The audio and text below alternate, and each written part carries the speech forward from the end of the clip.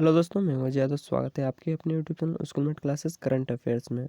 दोस्तों, आज 30 जनवरी का जो सेकेंड शिफ्ट का एनटीपीसी एग्ज़ाम जो हुआ है और सेकेंड फेज का ये आखिरी एग्ज़ाम हुआ है, इसके प्रश्न और उत्तर देखने वाले कैसे प्रश्न पूछे जा रहे हैं और कैसे प्रश्न पूछे जा सकते हैं आने वाले शिफ्टों में। ये सारे डिटेल्स में हम लोग एनालिसिस करने वाले हैं।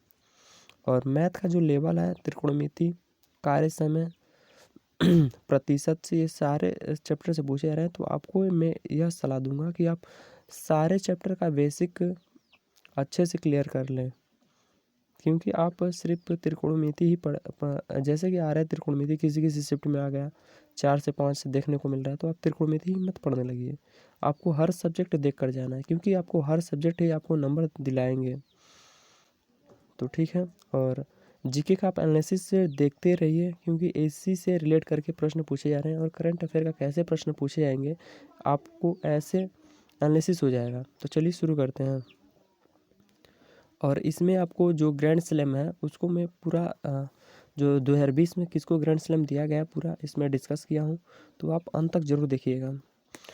पहला पूछा गया था कि सिकंदर भारत जब आया था सिकंदर, तो किस नदी को पार कर कर आया था? तो ये सिंधु नदी को पार कर कर आया था।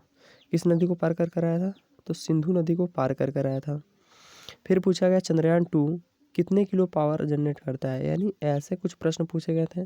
तो आपको ऊर्जा पूछा गया कि ऊर्जा कितना जनरेट करता होगा। तो जो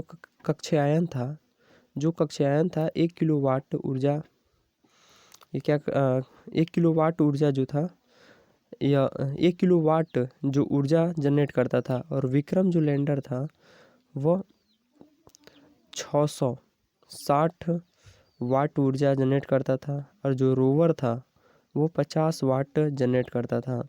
तो आपको ये तीनों याद रखना है, इसमें से कोई भी पूछे जा सकते हैं। फिर पूछा गया था कुतुब मीनार का निर्माण किसने कराया था? तो कुतुब मीनार का निर्माण इल्तुतमिश ने करवाया था। किसने कराया था? इल्तुतमिश ने करवाया था। नेक्स्ट, बर्ड फ्लू किस वायरस की मदद से फैलता है, ये पूछा गया। तो बर्ड फ्लू से भी क्वेश्चन आया है। तो ये bird flu influenza type A virus से जो बर्ड फ्लू है फैलता है। बर्ड फ्लू क्या है? बर्ड फ्लू वास्तव में एक संक्रामक बीमारी है। यह इन्फ्लुएंजा टाइप ए वायरस की मदद से फैलता है, जो आमतौर पर चिकन, कबूतर और इस तरह के पक्षियों में पाया जाता है। इस वायरस के बहुत से स्ट्रेट्स हैं। फिर पूछा गया था खेड़ा सत्याग्रह की शुरुआत कब हुई थी? तो खेड़ा सत्याग्रह की शुरुआत सन 1918 ईस्वी में हुई थी। खेड़ा सत्याग्रह गुजरात के खेड़ा जिले में किसानों का अंग्रेज सरकार की कर वसूली के विरुद्ध एक सत्याग्रह था, आंदोलन था। इसे प्रथम असहयोग आंदोलन भी कहा जाता है। तो याद रखिएगा, खेड़ा सत्याग्रह को और प्रथम असहयोग आंदोलन भी कहा जाता है। प्रथम असहयोग आंदोलन भी कहा जाता है। ठीक है। नेक्स्ट, फिर पूछा गया था कि 1947 में भारत के गवर्नर जनरल कौन थे? तो 1947 में भारत के गवर्नर जनरल लॉर्ड माउंटबेटन थे। कौन थे? लॉर्ड माउंटबेटन थे। भारत का संविधान कब लागू हुआ था? तो भारत का संविधान आपको सभी को पता होगा 26 जनवरी 1950 को भारत का संविधान लागू हुआ था। हमारा संविधान 26 नवंबर 1949 तक तैयार हो गया था। तो ये भी पूछा जा सकता है कि कब तक तैयार हुआ था? तो 26 नवंबर 1949 तक तैयार हो गया था। फिर 26 जनवरी 1950 को संविधान लागू हुआ और इस दिन तक तब तक गणतंत्र दिवस के रूप में मनाया जाता है। भारत के आज़ाद होने के बाद संविधान सभा का गठन हुआ था। फिर पूछा गया था मिल्खा सिंह किस ओलंपिक में चौथे स्थान पर आए थे? चौथे स्थान पर किस ओलंपिक में आए थे? तो 1960 में जो रोम का जो हुआ था ओलंपिक, रोम में जो 1960 में हुआ था, तब जो मिल्खा सिंह थे चौथे नंबर पर आए थे। तो ऐसे भी प्रश्न पूछे जा रहे हैं। इंडिया गेट का डिज़ाइन किसने बनवाया था? तो एडविन लुटियर्स ने इसका डिज़ाइन तैयार किया था। जो ये स्मारक है नई दिल्ली में राजपथ मार्ग पर स्थित है, जो भारत के विरासत के रूप में जाना जाता है। इंडिया गेट एडविन लुटियर्स द्वारा डिजाइन किया गया था और इसका निर्माण 1931 में पूरा किया गया था। ये भी पूछा जा सकता है इंडिया गेट का निर्माण कब पूरा किया गया था, तो 1931 में पूरा किया गया था। शुरुआत में इस स्मारक का नाम ऑल इंडिया ऑफ मेमोरियल रखा गया था। क्या रखा गया था? ऑल इंडिया वार मेमोरियल रखा गया था। नेक्स्ट बात करते हैं, पहल योजना किससे संबंधित है, तो यह गैस सिलेंडर सब्सिडी से संबंधित है। सरकारी लाभ सीधे लोगों के बैंक खाते में हस्तांतरित करने के उद्देश्य से रसोई गैस सब्सिडी के लिए शुरू की गई पहल योजना को दुनिया के सबसे बड़े नकद हस्ताक्षर कार्यक्रम के रूप में गिनीज वर्ल्ड रिकॉर्ड में शामिल किया गया और सरकार ने 15 नवंबर 2014 को देश में 54 जिलों से यह शुरुआत की थी इस योजना की। फिर पूछा गया था निम्न में से कौन लद्दाख का त्यौहार नहीं है, तो आप ये देख लीजिएगा, यह सारे लद्दाख के त्यौहार हैं, इनको आपको पढ़ कर जाना है, तो ये पढ़ लीजिएगा। पद्मश्री अवार्ड कब शुरू किया गया था, तो पद्मश्री अवार्ड की बात करें तो 1954 में पद्मश्री अवार्ड की स्थापना हुई थी। फिर भारत रत्न भी पूछा गया था, तो ये 2 प्रश्न पूछे गए हैं आज। तो भारत रत्न 2 जनवरी 1954 को। फिर यूआरएल का फुल फॉर्म पूछा गया था, तो यूनिफॉर्म रिसोर्स लोकेटर क्या होता है, यूनिफॉर्म रिसोर्स लोकेटर होता है। इसका वीडियो मैंने स्कूलमेट क्लासेस पर कल मैं डाल दूंगा, तो आप स्कूलमेट क्लासेस सर्च करके उसको भी सब्सक्राइब कर लीजिएगा। वहाँ पर आपको मिल जाएगा सारे कंप्यूटर के फुल फॉर्म, ठीक है। रोम पूछा गया था, तो रीड ओनली मेमोरी होता है, तो आपको पता ही होगा।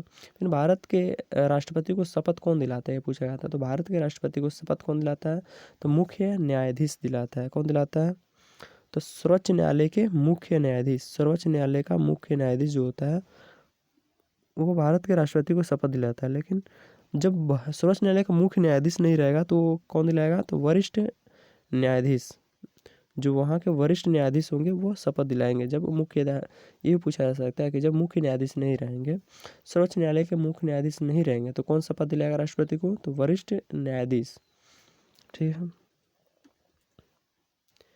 बच्चों में कितनी हड्डियाँ होती हैं, तो बच्चों में लगभग 300 हड्डियाँ होती हैं और वयस्क में 206 हड्डियाँ होती हैं। ग्रैंड स्लैम टूर्नामेंट 2020 पूछा गया था, इससे एक प्रश्न पूछे गए थे, तो इससे प्रश्न पूछे जा सकते हैं। तो चारों जो ग्रैंड स्लैम में कौन विजेता रहा है उसका सूची में लाया हूँ। तो हर साल 4 प्रकार के ग्रैंड स्लैम प्रतियोगिता का आयोजन होता है। कौन कौन, तो ऑस्ट्रेलिया ओपन, फिर फ्रेंच ओपन, विंबलडन ओपन और यूएस ओपन।